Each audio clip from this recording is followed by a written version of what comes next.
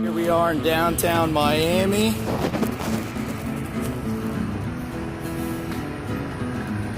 Picking up this gem. Lord, it's a shithole around here.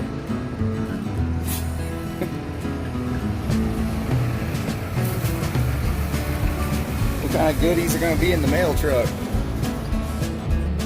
Who knows? We'll find out later. Seeing if we can jump start this thing. If not, we got a chain ready. We got Black Beauty with a gooseneck trailer there ready too.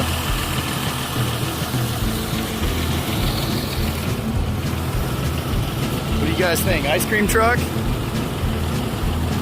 Burger truck? Let me know. What should we do with it?